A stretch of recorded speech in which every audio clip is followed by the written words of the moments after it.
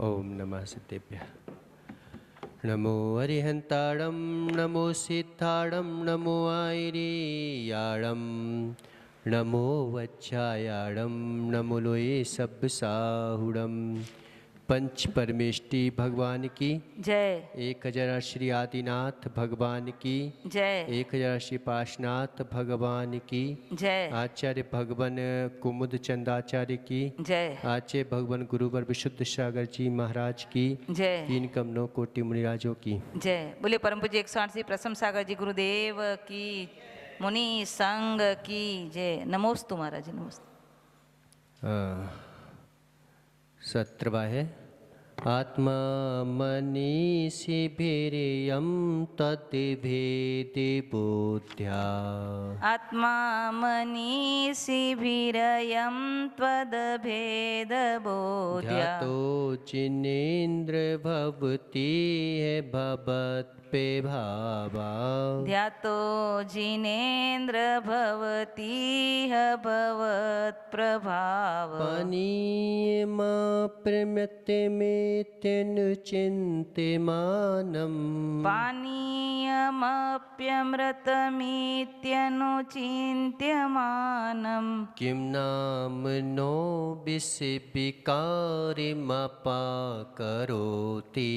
किं नाम नो विषविकारिमपाकरोति। एक साथ पढ़ेंगे। आत्मा मनीषि भिरियं त्वद्भेद बोध्या। ध्यातो जिनेन्द्र भवती भवत्प्रभाव। पानीयमप्यमृतमेत्यनुचिन्त्यमानं।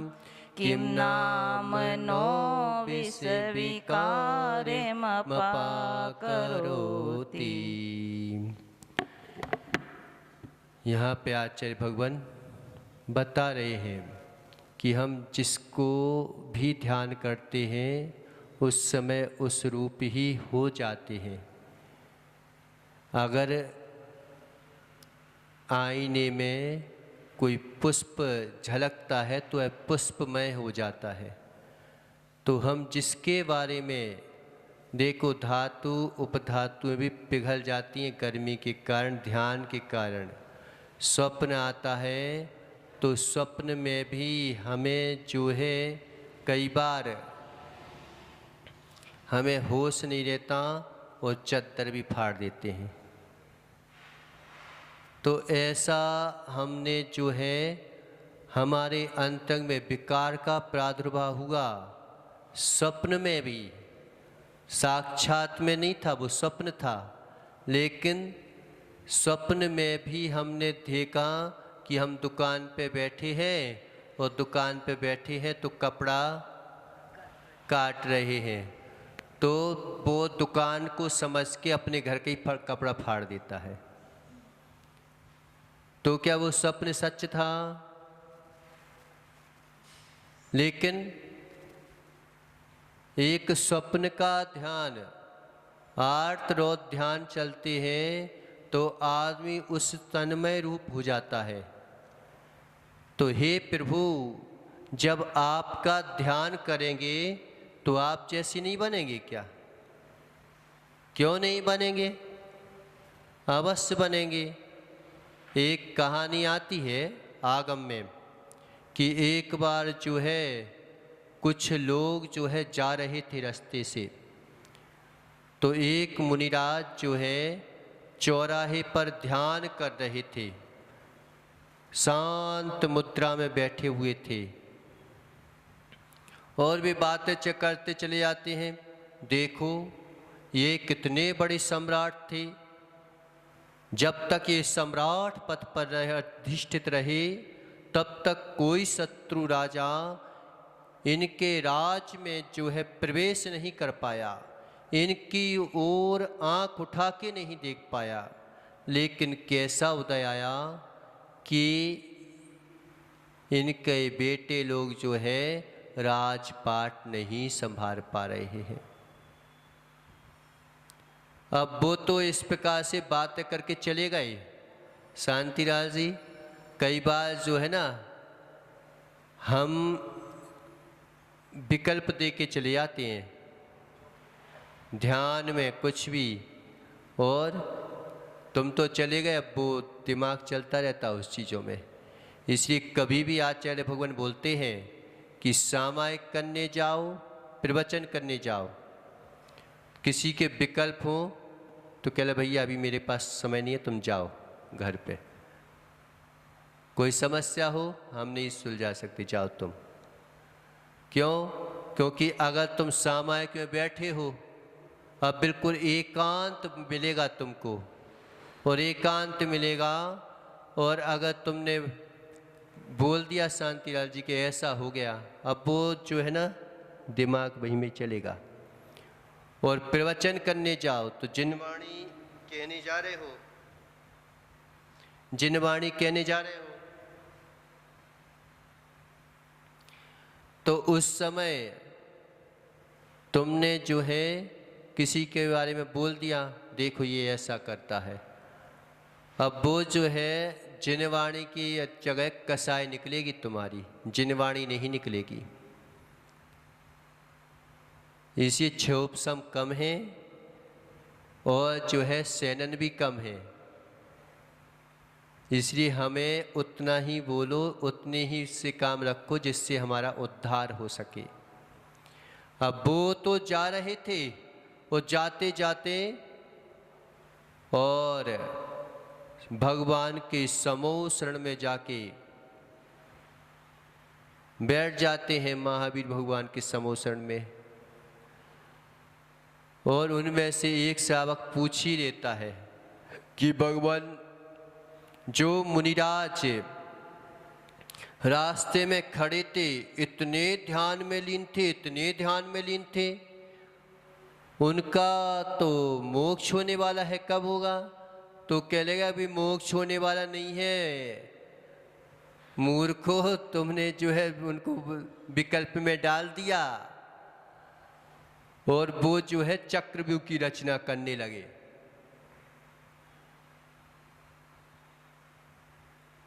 अब वो तो कह के निकल गए, सुन के कह रहे ऐसे महाराज होते हैं, ऊपर से नग्न है, अंदर चक्रव्यूह की रचना कर रहे हैं।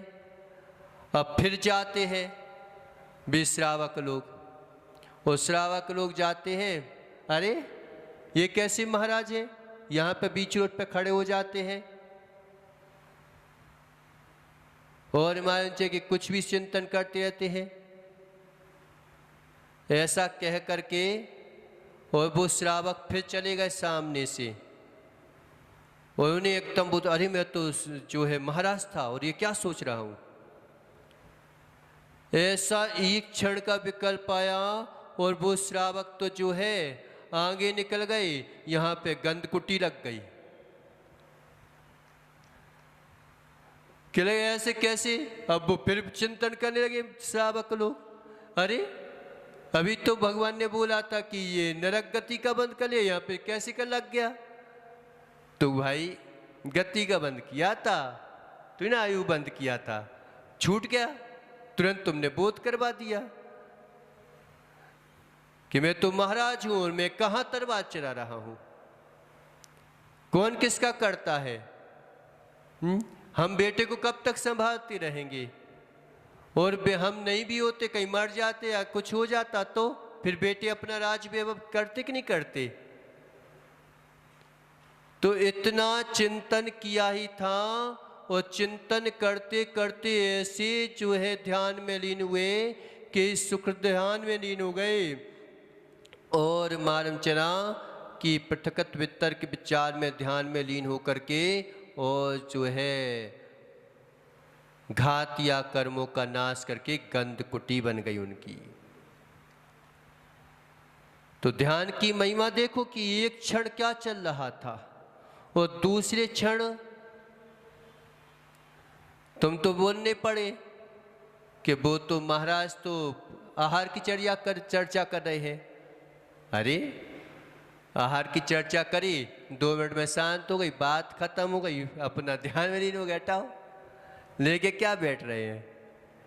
जैसे जो बातें कहो कहाओ, अपना काम करो, हो गया काम।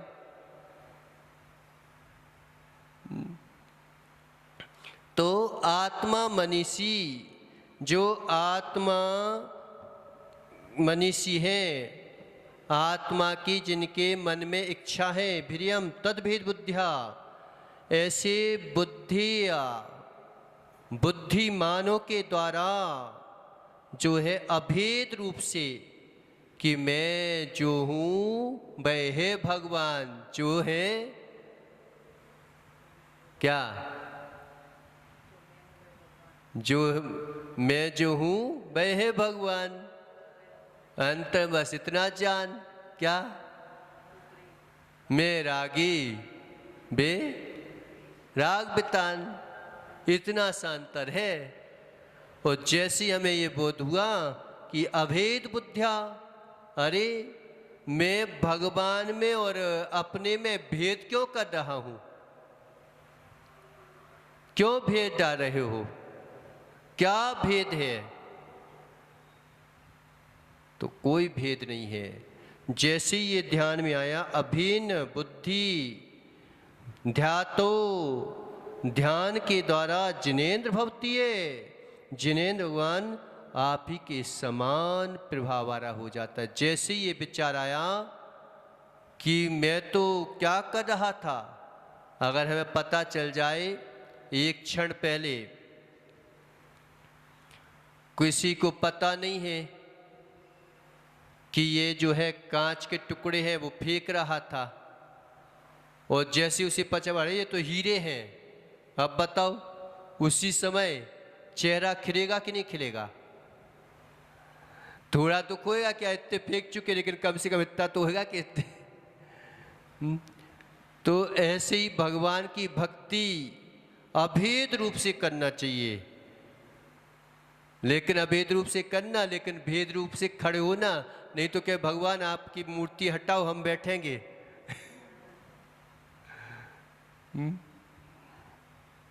तो जैसे ये भाव बनते हैं तो उस प्रभाव वाला हो जाता है। कैसे हो जाता है? तो पानी के भी अमृत मित्र चिंतमानम, यह अमृत है, यह अमृत है, यह अमृत है, ऐसा निरंतर चिंतन करने से पानी भी किम विस्कार, पानी भी क्या विष के विकार को दूर नहीं करता, वो भी करने लगता है। पानी भी अगर बार बार चिंतन किया जाए तो फिर वो भी जो है विष के विकार को दूर कर देता है चिंतन मात्र से।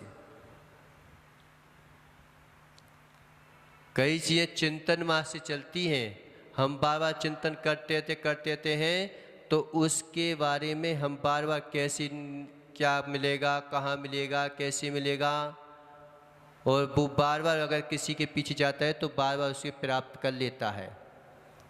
तो ऐसे ही हम जो है बार बार अगर चिंतन करें तो जैसे पानी भी जो है अमृत हो जाता है, विष के विकार को दूर कर देता है। पानी विष है कि अमृत है? पानी विष है कि अमृत है? पानी विष भी है, पानी अमृत भी है। पानी मारता भी है और पानी के बिना काम भी नहीं चलता।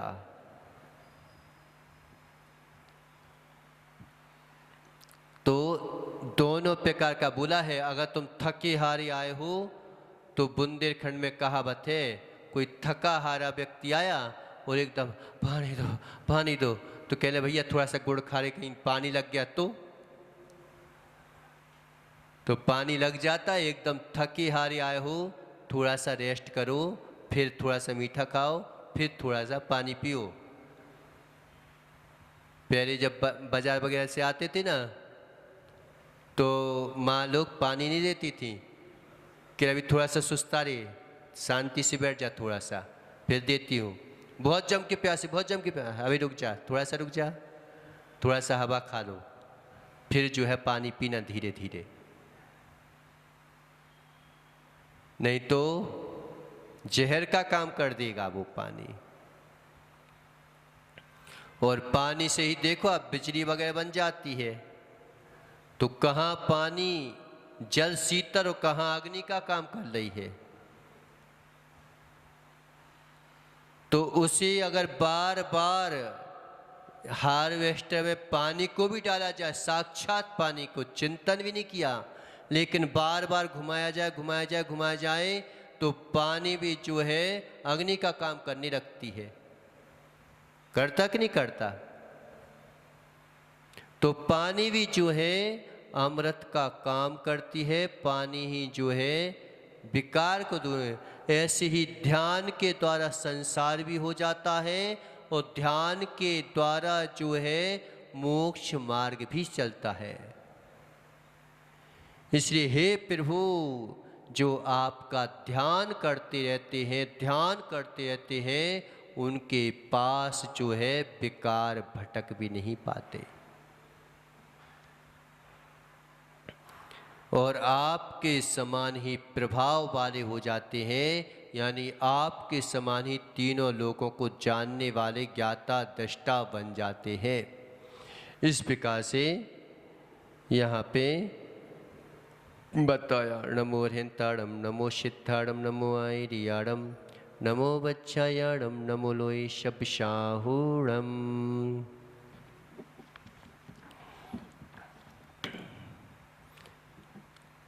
किस आसन में बैठकर जाप करना चाहिए?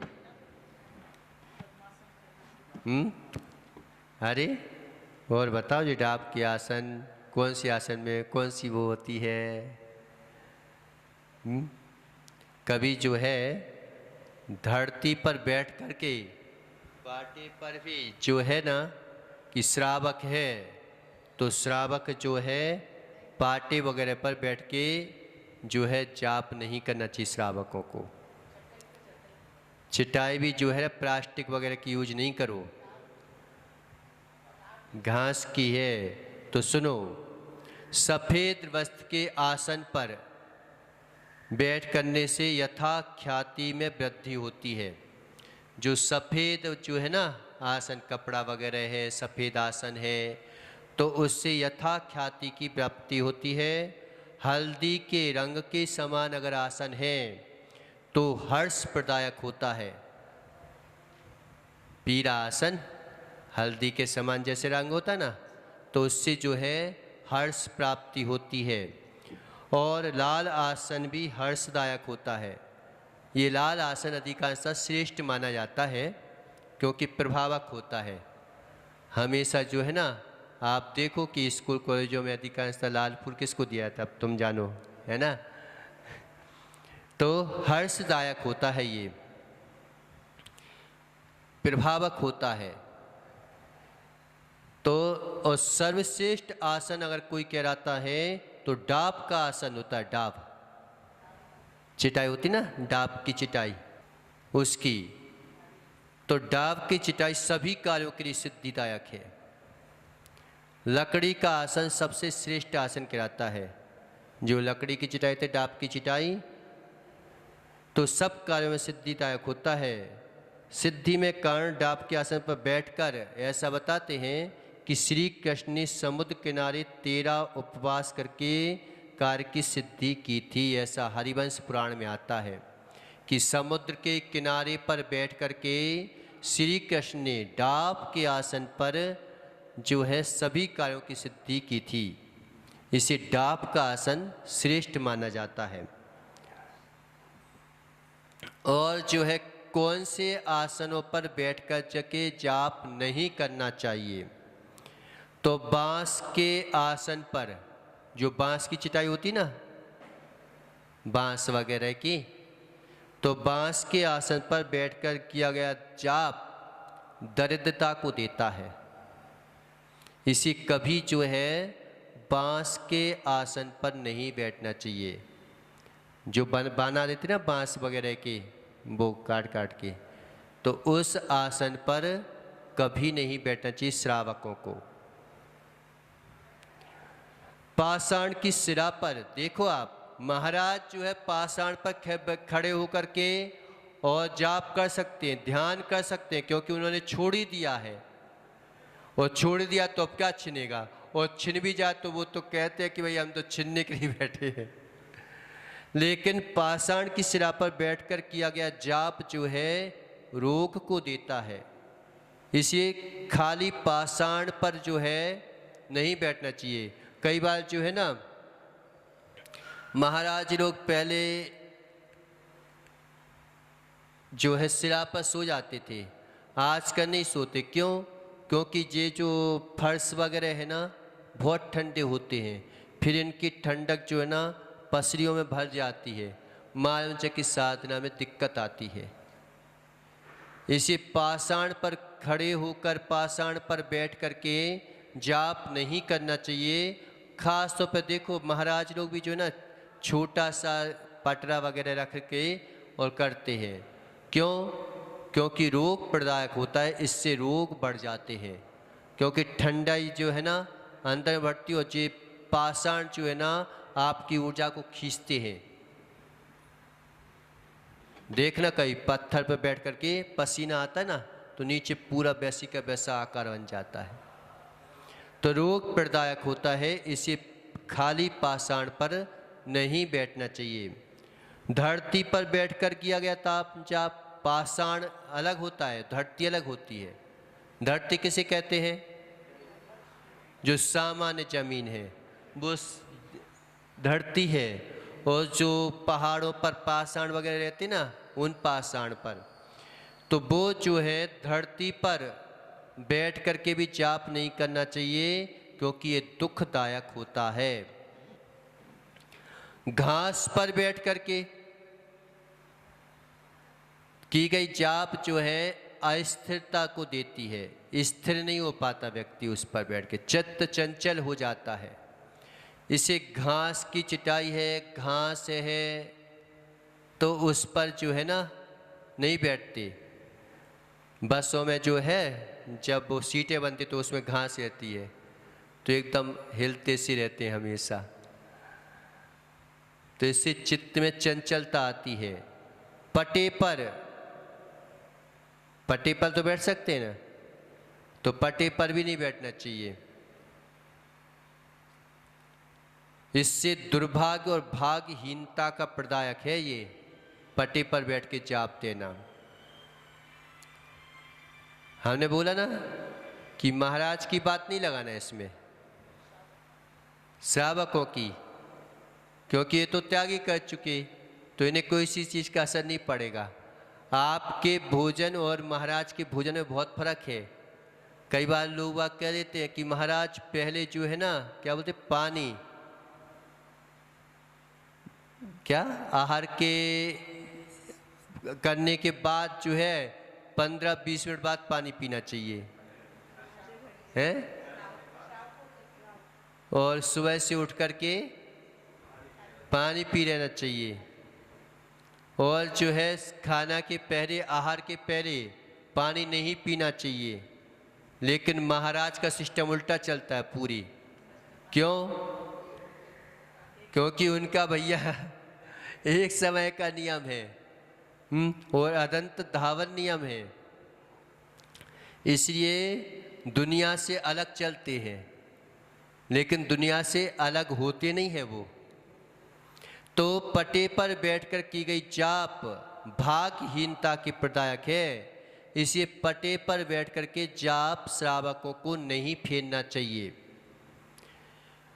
अब जो है कई लोग हिरण की गद्दी बनाए थे ना, हिरण की वो क्या बोलते हैं, हिरण, शेर, बाघ, चमड़े की छाल आदि पर बैठकर भी जाप नहीं फेरना चाहिए। अज्ञानता देती है तुम्हें, ठस बुद्धि कर देती है तुम्हारी उसको। जिनको जो है ना मारना हो, पीटना हो, लड़ाई करना हो, युद्ध में जाना हो,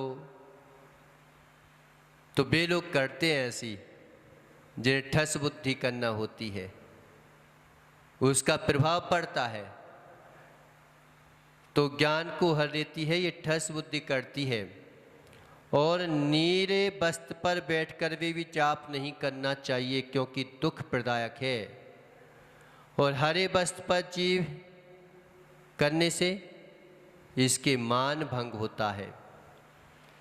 चमड़ा, कमर, ऊन आसन पर बैठकर पाप की वृद्धि होती है, ऊन के वस्त्र पहनकर कई लोग करना अभिषेक करने या फिर उस पर जो है ऊन के वस्त्र पर पहने हैं, तो ऊन के वस्त्र पर जो है ना इससे पाप वृद्धि होती है। इसे जहाँ तक हो ऊन के वस्त्र भी नहीं पहनना चाहिए। दूसरे गर्म वस्त्र पहन लो तो इससे पाप की वृद्धि होती है।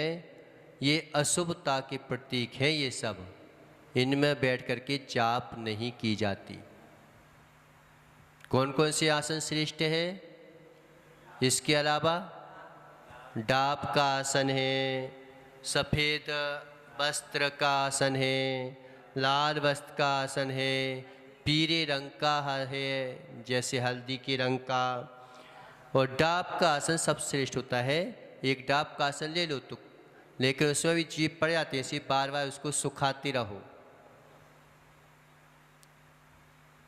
मंदिर में जो है ना ये चटाइयाँ वगैरह प्लास्टिक वगैरह की, तो प्लास्टिक वगैरह की चटाई का ज़्यादा यूज नहीं होना चाहिए।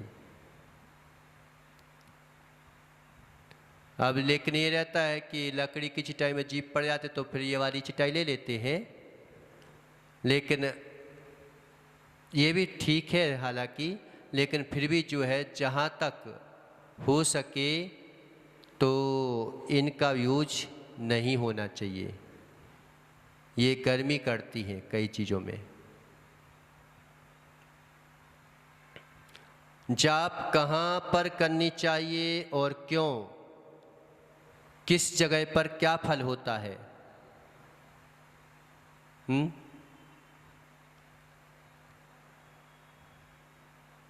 कहाँ पर करना चाहिए? जाप तो हर जगह कर सकते हैं, है ना, चलते चलते भी कर लेते हैं, लेकिन ध्यान देखना चाहिए कि आगे आगे पीछे भी ध्यान रखना चाहिए। तो घर में भी कर सकते हैं, जंगल में भी कर सकते हैं, बगीचे में, मंदिर में, कहीं भी कर सकते हैं। फिर भी जो है स्थान विशेष का प्रभाव पड़ता है कि मंदिर में किए गए जाप का फल अद्भुत होता है। जो एक माला आप घर में बैठो और वही माला आप मंदिर में फेरो तो कई गुना फल देती है वो माला, प्रभाव रहता है। मुनिराज के साथ में करो और अकेले में करो, असर पड़ जाता है। तो मंदिर में अद्भुत फल देती है। अपने घर में जाप का फल 1 गुना ओनली, वन में जाप करो तो 100 गुना फल देती है। वही जाप आप सुनसान जगह पर जा कर के जंगल में करो 1 माला मात्र, तो उसी की कीमत बढ़ जाएगी। पवित्र बगीचे में, पवित्र वन में जा कर के और जाप किए तो 1000 गुना फल देती है वह बगीचों में। और पर्वत पर जाकर के देखते हो किसी, तो 10,000 गुना फल देती है वह जाप। और नदी के किनारे लाख गुना फल देती है। और मंदिर में जाप करे तो करोड़ों करोड़ों गुना फल देती है। और जिनेंद्र भगवान के निकट में जाप करके ने से अनंत गुना फल देती है। आप अपने मंदिर में करो, पुराने मंदिर में जाके करो, तो उससे हजारों गुना फल प्राप्त होगा। और एक तीर्थ क्षेत्र पर, अतिशय क्षेत्र में जाके करो तो अनंतों अनंत गुना फल प्राप्त होगा उससे। उससे भी कई अनंत गुना फल सिद्ध क्षेत्र में जाकर के होता है। और अगर गुरु सानिध्य में आप करो तो फिर वो जंगल हो, फिर तो कहना ही क्या है। फिर तो ये सोच लो कि अब तो जो है बारी नहीं आ रही है। तो इनका अपना अपना श्रेष्ठ श्रेष्ठ फल होता है। एक ही माला के कई रूप हो जाते हैं। तो ये फल होता है। यहाँ पे तो लोगों ने नहीं किया, नहीं तो कहीं पर भी हर संडे को जो है ना महाराज लोग जाप करवाते थे, दिया जलवा के और जो है आसन बनवा के और ये करवा के। तो कई लोग आते थे, सिलवानी में बहुत लोग आए कि लगे महाराज जी ऐसे माने एकाग्रता नहीं बनी मेरी, जो अभी एकाग्रता आपके सानिध्य में बनी। आप वही ध्यान करो, हम अभी जो आपको बता दिया कर पाओगे। और जब महाराज करवाते हैं तो उसमें मन लग जाता है, नहीं तो मन यहाँ वहाँ घूमता रहता, पता नहीं चलता। फिर लगता है क्या पता सिद्ध होगी कि नहीं होगी, क्या पता ऐसा होगा कि नहीं हुआ, क्या पता दुकान पे कोई चोर तो नहीं आ गया। तो यही मन में चलता रहेगा। तो इनका अपना अपना प्रभाव होता है, करवाने नहीं तो आप देखो किताबें तो वही होती हैं, और माँ क्यों नहीं पढ़ा देती घर में बच्चे को, पढ़ा दो तुम, क्या को इतने पैसे बर्बाद कर रहे हो। तो कहते महाराज जी वो नहीं पढ़ेगा, वहीं पे जाके पढ़ेगा जहाँ पे पढ़ाई होती है, वहाँ पे भले ही चाहे 1000 हो।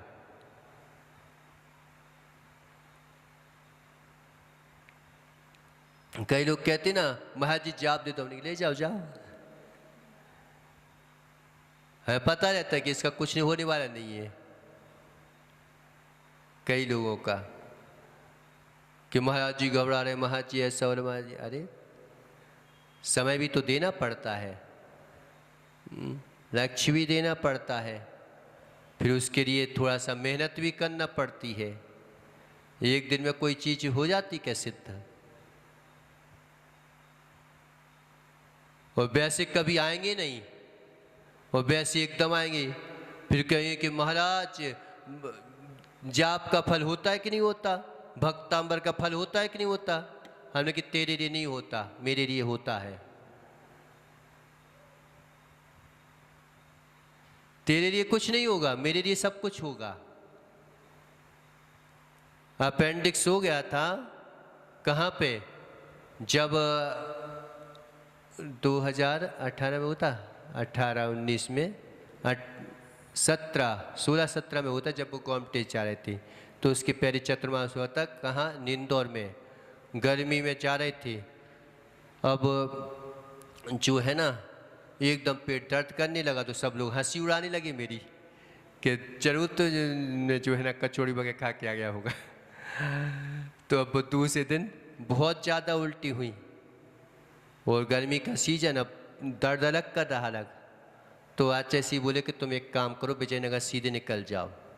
फिर जो है निकले तो वहाँ पे दिखाया, तो कह रहे अपेंडिक्स का ऑपरेशन होगा, ये होगा वो होगा।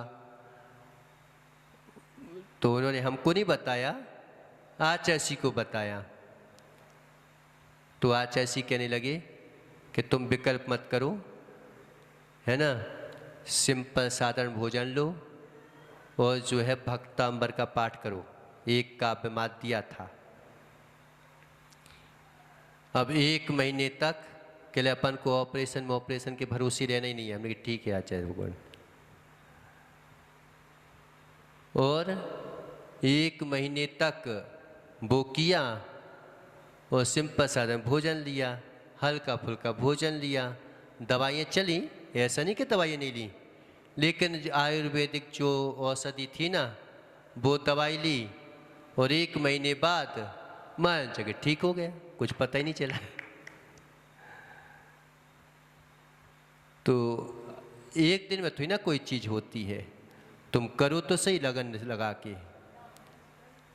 तो उनके लिए भक्तांबर कोई काम नहीं करता, चित्त मात कहने आते हैं, कभी आते हैं नहीं, अभिषेक करते नहीं, पूजा करते नहीं।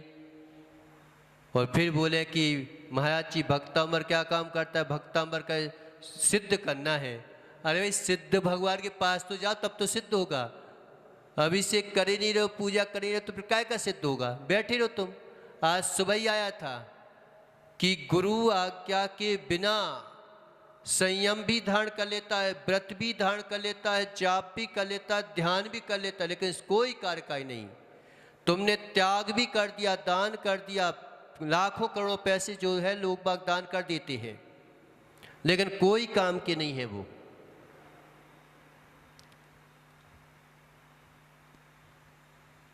कोई काम के नहीं है। और एक बार अगर गुरु आज्ञा के अनुसार तुमने दान कर दिया, त्याग कर दिया, तो उसका अचिंत्य प्रभाव रहता है। आज सुबह जो है सिंदूर प्रकरण में आया था ये, कि उसका प्रभाव अपना रहता है। नहीं तो लोगों को पता ही नहीं दान देना कहाँ है। यहाँ पर बोलेंगे तुम आज कि आदमी का एक एक रुपया ऐसे निकलेगा जैसे प्राण निकल रहे हो, और कहीं कोई ने अड़ा दिया फिर बताओ तुम कितने रुपये निकल जाएंगे। और कहीं किसी ने जो है ना नाम हो रहा हो और मांच के हिंसक लोगों को तुम ऐसी जगह दे दोगे, देना तो पड़ेंगे ही, सही देते ही है।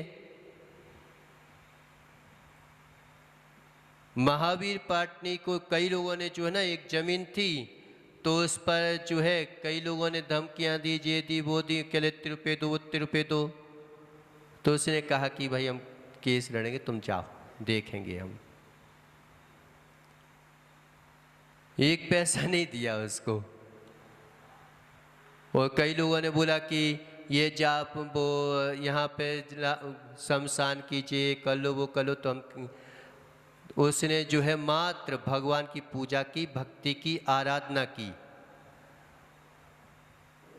उसका जो है कोई ज़्यादा पैसा नहीं, टाइम लगा, समय थोड़ा सा लगा ज़मीन के आने में, लेकिन आ गई वो भी। तो हम पहले से ये सोच के बैठते हैं, हम बोलेंगे कि 50,000 में तुम अभिषेक कर लो।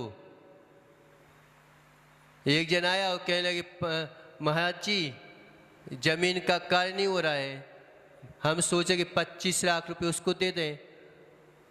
हमने कहा तो एक काम कर 50,000 में अभिषेक की बोली ले ले।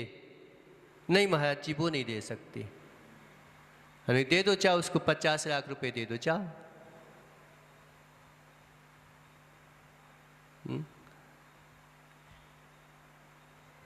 तो उसमें आदमी दे सकता है, लेकिन गुरु के उसमें नहीं दे सकता, कहीं अनुसार, आज्ञा अनुसार। तो इन चीजों का अपना एक प्रभाव रहता है। क्या बोल रहे थे, क्या बात चल रही थी? कि जाप जो है अनंत गुणा कि गुरु के सानिध्य में एक जाप, ये माइक माने ये नहीं होना चाहिए ज़्यादा, ये तो मात्र एक जो है तबला ढिंगा है, ये है वो है, ये तो एक एंटरटेनमेंट है बस, कि लोग बाग जुड़ें, लोग बाग आएँ, लोग बाग करें, उसका इनसे ज़्यादा एकाग्रता नहीं बनती। और एक सिंपल जाप जो बोली जा रही है उससे जो है कि धीरे धीरे काम होगा, लेकिन उसमें एकाग्रता बनेगी।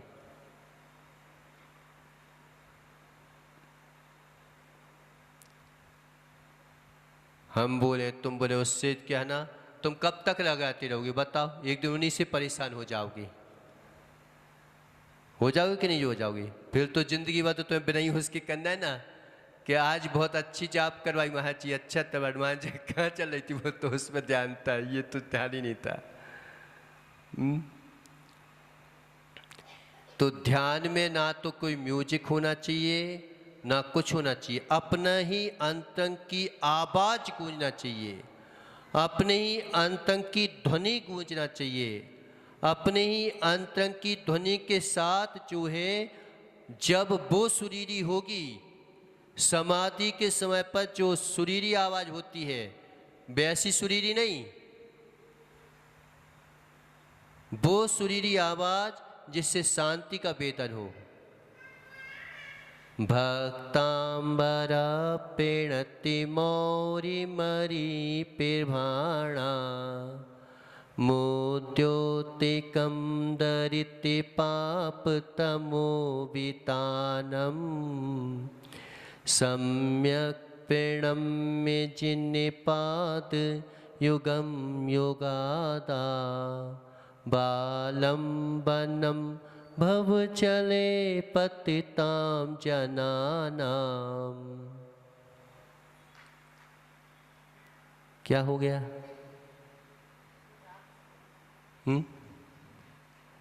ना एकदम भक्तांबर प्रणत मोरी मणि में एक काव्य सुरीली आवाज में अपनी पढ़ो तो वो जो है समाधि के समय बताया गया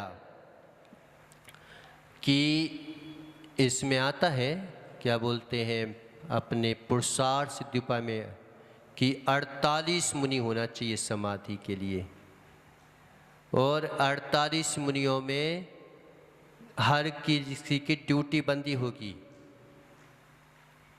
तो उसमें जो है 4 मुनिराज ऐसे होते हैं जो छपक के पास होते हैं, और वो छपक के पास होंगे, उपदेश एकदम ज़्यादा दो भी नहीं और मालूम चला कि ऐसा भी नहीं हो कि उपदेश ना दो। किस समय कभी जो है नमो का मंत्र सुना करके सुरीली आवाज में सुनो, अब आपको जो है महामंत्र का स्मरण करना है, ऐसा कह करके धीरे धीरे उसको स्मृति में पहुंचाते हैं। एकदम तेज तेज नहीं, नमो हरिहंतारम नमो सीताम, देखो तुमने ये ध्यान किया था, वो उनका भी ध्यान करो। नमो हरिहंतारम, अरिहंत भगवान कैसे होते हैं, जो ज्ञान ध्यान तप में लीन रहते हैं, वे मुनिराज होते हैं, जो इस प्रकार से उनको, और बीच बीच में आपने ये पढ़ा था, अब चिंतन करो, शांत हो जाओ बस।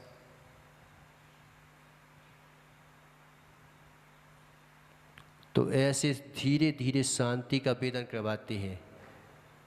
तो 48 मुनि, कई तर्क शास्त्री होते हैं, कई प्रवचन वाले भी होते हैं, कोई आहार वगैरह की व्यवस्था को देखते हैं, उसमें सारे मुनियों की वर्णना किया है। और कम से कम नहीं तो 3 या 5 मुनिराज तो होना ही चाहिए, अकेले का तो कोई विधान नहीं है। जो वज्र भी सब नाराज से आनंदधारी हो ना, उनको मात रहता है अकेले का। तो अनंत गुणा फल प्राप्त होता है। माला किस अंगुली से फेरना चाहिए?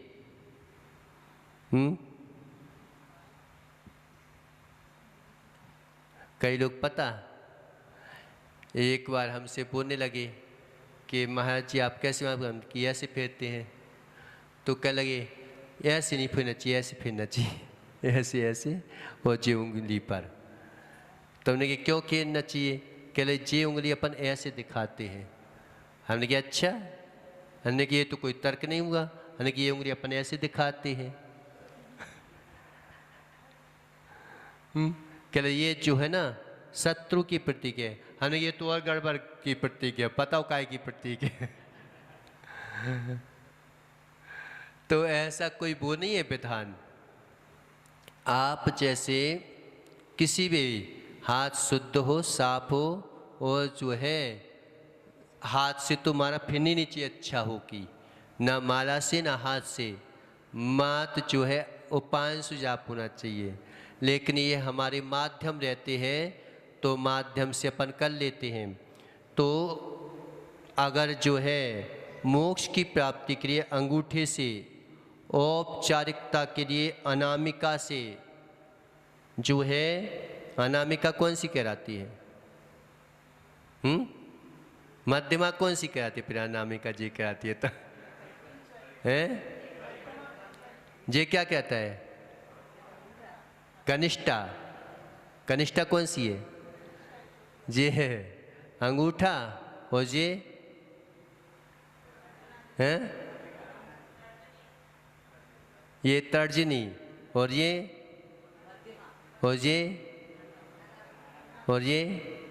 कनिष्ठा। तो औपचारिक कार्य के लिए अपन अनामिका से जो है फेरते हैं। धन और सुख की प्राप्ति के लिए मध्यमा से, इसे मध्यमा से शुरू करना चाहिए अपन को जो भी काम करें। और ग्रह आदि की शांति के लिए कनिष्ठा से जो है मारा फेरते हैं। इनके अलग अलग विधान रहते हैं। और शत्रु का नाश करना हो तो तर्जनी से करते। ये नमोकार मंत्र भी जो है ना, अपन कहते हैं ना, इनके फेरने के भी तरीके अलग अलग होते हैं। इनके फेरने के तरीके कि हमें किस उद्देश्य से फेरना है, तो उसके तरीके अलग अलग होते हैं, लेकिन वो नहीं बताएंगे। कहीं आंखें दिखा के हो जाती हैं, कहीं आंखें शांत करके होती हैं, है ना। कहीं किसी प्रकार से कोई शब्द जोड़ करके नमो का मंत्र पढ़ते हैं। किसी को प्रभावित करना है, किसी से प्रभावित होना है, तो इन सब के जो है तरीके अलग अलग होते हैं। तो शत्रु का नाश करना हो, करना मत किसी का, है ना, तो तर्जनी से फेरो। और ग्रह आदि उपद्रव जो है अगर शांत करना है तो उसके लिए कनिष्ठा से जाप करते हैं। धन सुख की प्राप्ति के लिए मध्यमा से, ऐसा जो है मध्यमा से जो है जाप को करना चाहिए, श्रेष्ठ रहता है। इसी अब जो है ना, ये मत कहना कि हम ऐसे दिखाते कि ऐसे दिखाते हैं। शुरू तो यहीं से करते, फिर कनिष्ठ तर्जनी तो आ जाती है, लेकिन शुरू हमने कहाँ से की, ये बात होती है कि हमने शुरू कौन सी उंगली से की है।